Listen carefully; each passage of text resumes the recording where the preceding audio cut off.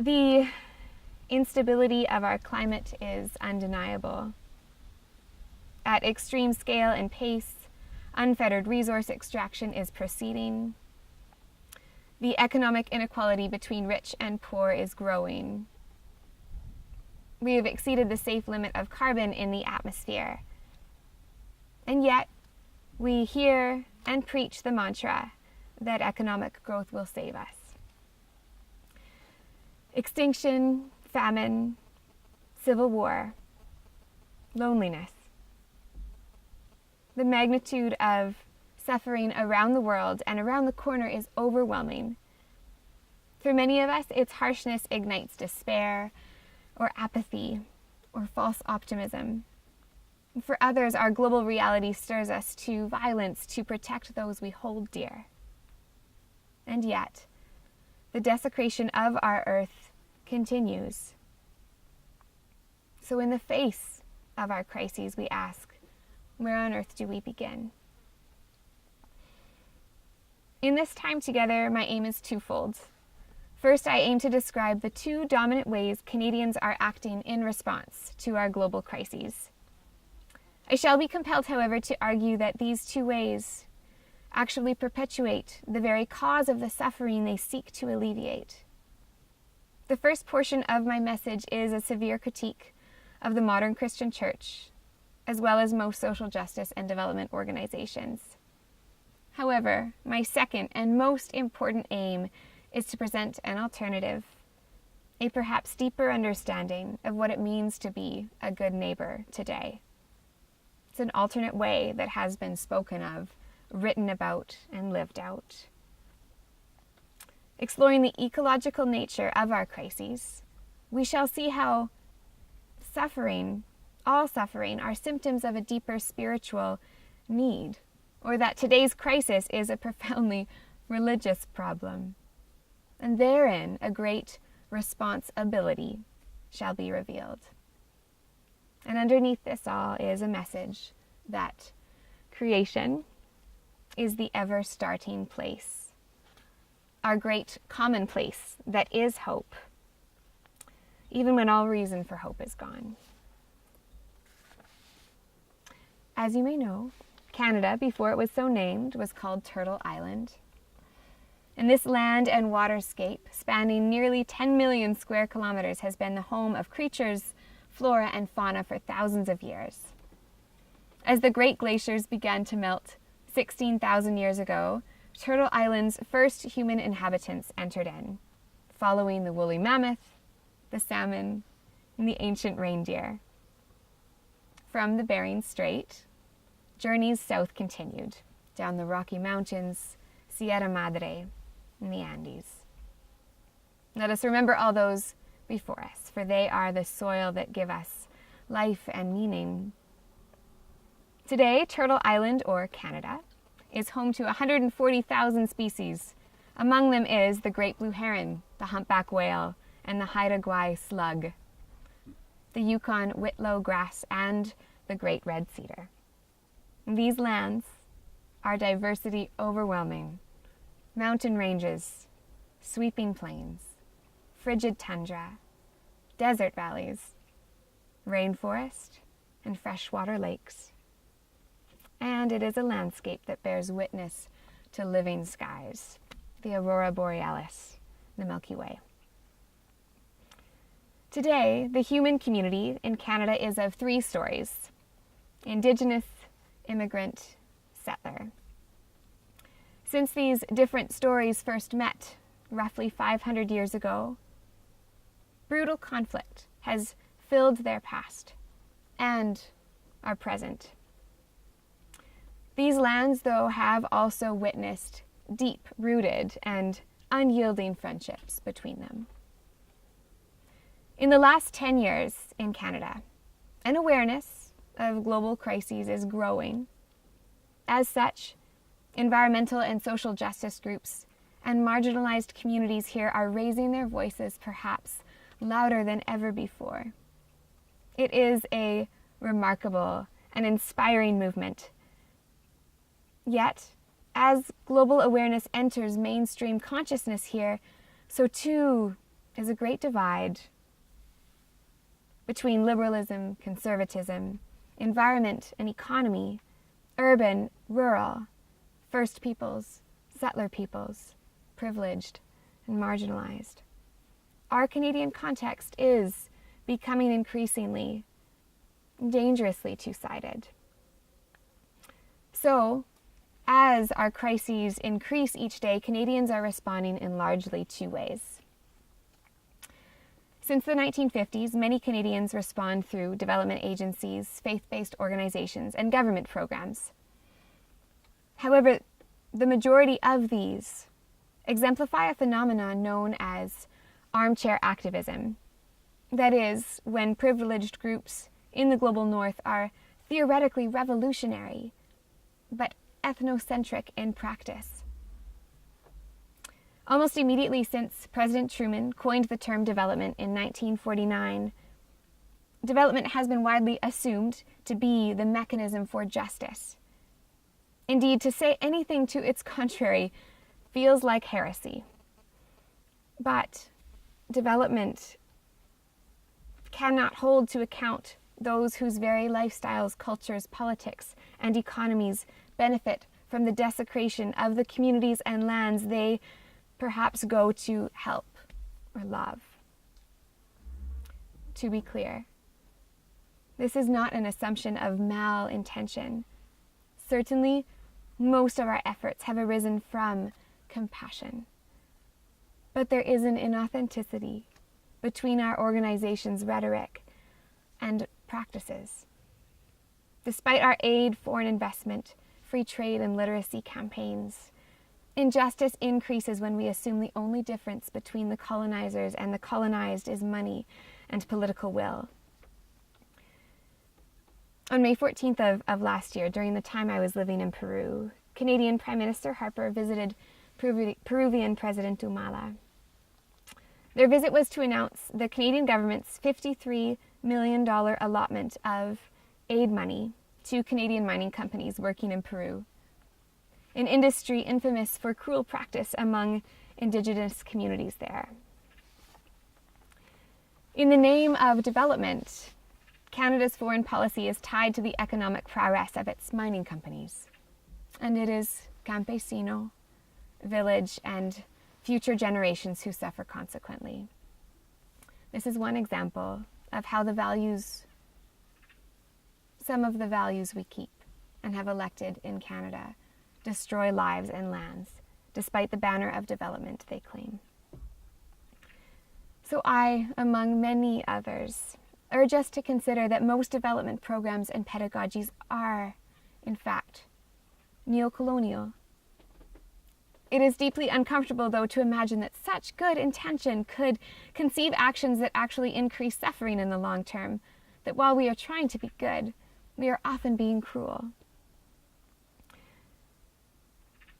The Christian Church, since the onset of industrialism and globalization, has often stood by complacently as the human community and natural world have suffered. So many times it has accepted the destruction of water, air, soil, and communities as the inevitable cost of progress. And in so doing, the Church has morally certified development and progress under the pretense of caring for one's neighbor. And interestingly, the Christian Church in Canada has not blossomed because of this. Instead, membership declines unprecedentedly. And so in fear and disbelief, churchgoers and leaders here ask, why are young people not a part of the church? Well, if young people's experience of organized religion is to accept the destruction of creation, which is its subject, is it not a sign that the church must either renew itself or die off completely? With a heavy heart, I tell you, this is how many Canadians and much of the church are acting in response to our global crises today. Other Canadians have been moved to act in a different way. And this group, to generalize, is composed of environmental justice advocates, young people, and many First Nations voices that such long suppressed voices are singing now is indeed hope-inspiring. However, the rhetoric and actions of this group are often oppositional in spirit.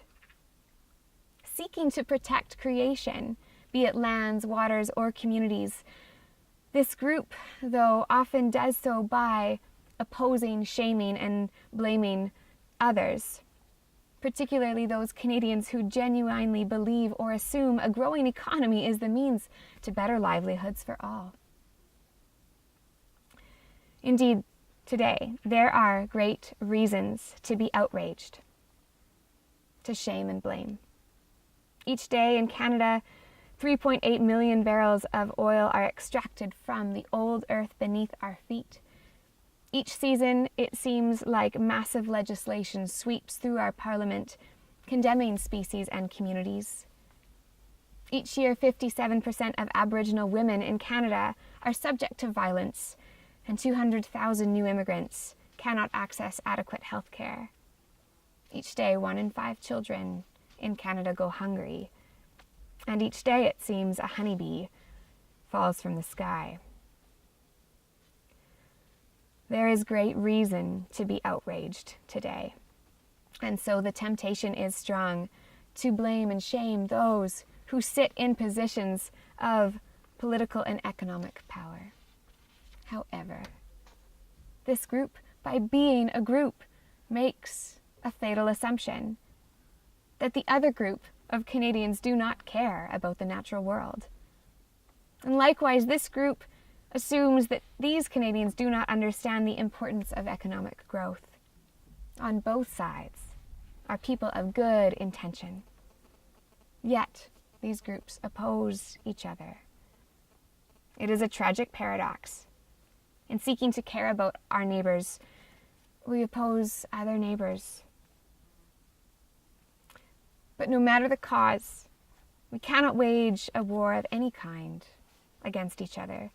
And here is one example why. Analyzing German society pre-World War II, Erich Fromm, a German scholar and theologian, discovered that the German people at that time were free from belonging to a social order. He discovered that it was Germans' disconnection from each other that allowed Nazi authority to capture German culture with relatively little inner resistance.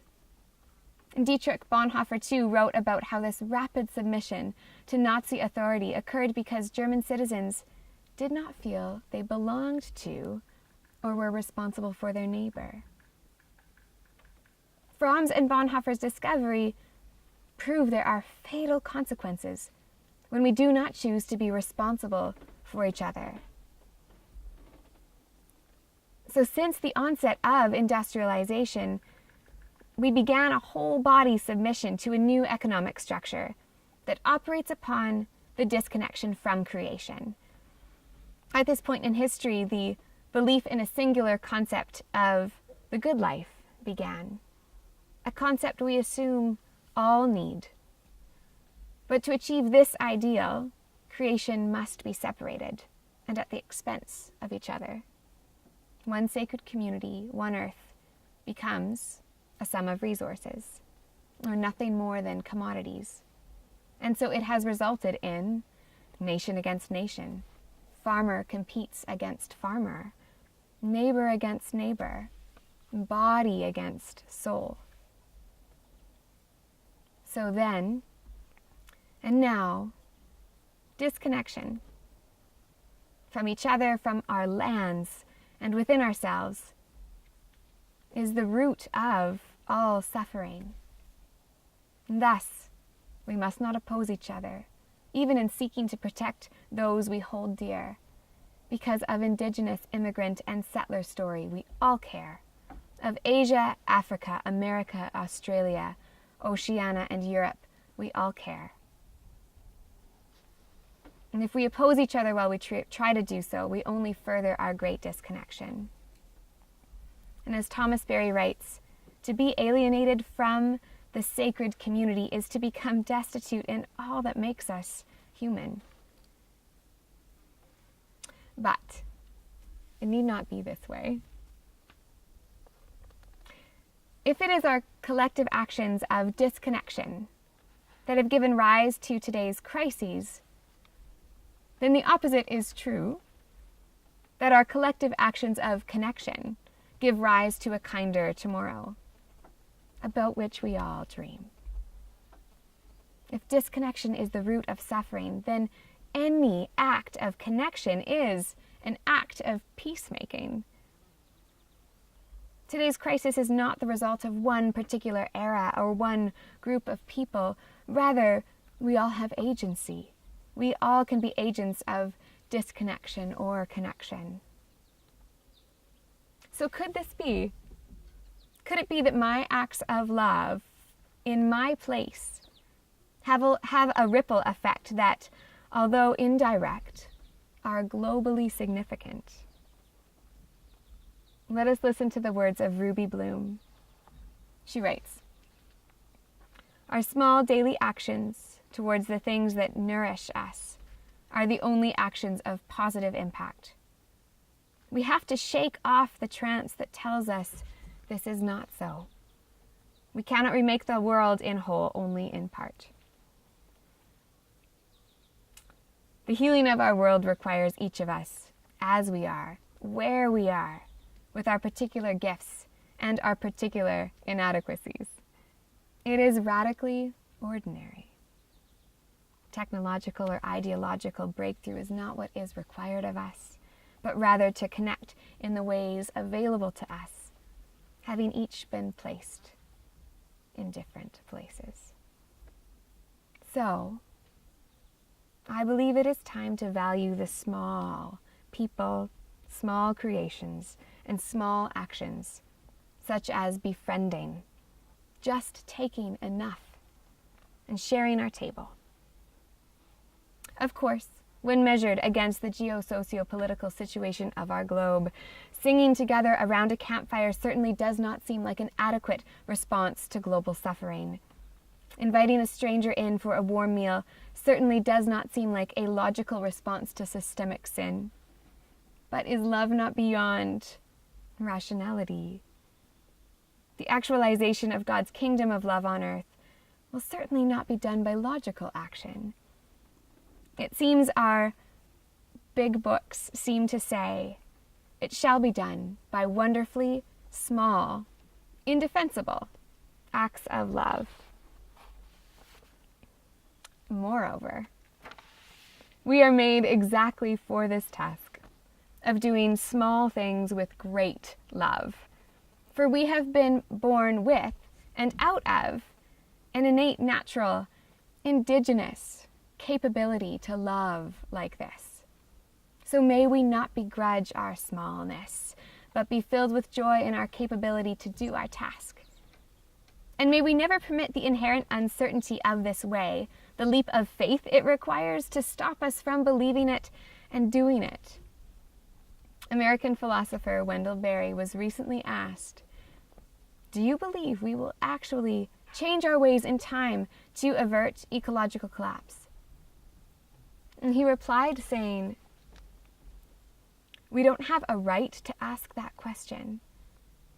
The only question we have a right to ask is, what is the right thing to do? We cannot know if this way will work. We can only have faith that the word is true. Faith is required." So if it be true that disconnection is the root of our world's suffering and connection its healing, then may the Church and all religions find anew their role. The word religion comes from the Latin verb religio, which means to bind together, to reknit. Indeed, as it has always been and as it is today, it is the role of religions to knit all together, to connect. And so by definition, the healing of our world is religious. However, let us clarify. This is a call to love. And love to be love requires one to sacrifice for an other. It is hard, painful work. It is the hard work of dialogue, the hard work of treating the most harmful member of our community as sister or brother. The hard work of breaking bread with the one I most profoundly disagree with, because their story too is true and beautiful and hard. Love may require us to turn our cheek, to go without, or even give our life for another. So I believe our crisis requires us to do something harder than fighting for something. It requires us to love something. David Goa writes, "The Christian faith calls its daughters and sons to be present. It does not call them to bring about a new world order through some technique or ideological breakthrough. It calls us to walk the local pathways so that we may experience the mystery of being of each other. Present, with just our particular place. For when we are present, our commonality is revealed, that we are all made of dust, and to dust we shall all return. Present, we come into the awareness that we are all part of one sacred community, one great common place." The way my friends of Indigenous story in Peru speak about their land is so similar to how my friends of First Nations here speak about their homelands. This similarity is more than mere coincidence. I think it is of an ancient truth, of one common story. We began our time together with the question, asked when we glimpsed the magnitude of suffering around the world, feeling so insignificant. The question, where on earth do we begin? So perhaps within our very question is an answer. On earth. Begin on earth. For when we are present on earth, we come to know it. When we come to know our place, we begin to fall in love with it. And in love with it, we take care of it. And when we take care of it, we belong. Connected, belonged. So this I offer today, that creation can be our ever starting place, the eternal source of energy for that painful sacrificial work, because we know we are of each other. Even when our crisis overwhelms us, come into the peace of wild things, and you shall be upheld by a greater horizon that transcends this world. And thus, when he who was crucified says, "Take up your cross and follow me," we can, because we are assured by the hope beneath our feet. Even when all reason for hope is gone, here we begin again and again and again. So to conclude, I shall tell about the time I came to know my own mortality quite intimately, or that I belong. And 2 years ago, almost to the day, I had a very close encounter with death. And some months ago, I was reunited with a friend whom I hadn't seen since before the incident. As we walked one evening, he asked, "Carmelle, what's it like to die?" And I said to him, "I will tell you what it is like to wake up. When I woke up in ICU, I was alone, and it was dark. First, I felt my legs, feet, and arms bound down. As I slowly gained consciousness, I felt in my throat and my lungs a machine breathing for me. I saw a machine feeding me, another machine circulating someone else's blood now in my body. I've never felt so alone and worthless. Waking up was indeed the darkest moment I have ever known. But as the night wore on, slowly this darkness began to lighten. As the night wore on, something my body knew began to be revealed to me. I do not think it was my mind that revealed it to me. Rather, it was a truth my whole body held within it. Light began to fill the darkness because I began to hear from my heart and my skin and my blood and my bones that I belonged. Here on this bed, in this state, I was no more nor less than I ever was before. Biological life can be sustained by plastic tubes, but life does not have meaning simply because of one's ability to live. What gave my life meaning was not that I was alive again. Rather, it was knowing that I belong to this great common place. Even in that state, I was no more nor less than I ever have been or shall be, for we are and forever shall be, simply and miraculously, children of God. Our starting place, our resting place.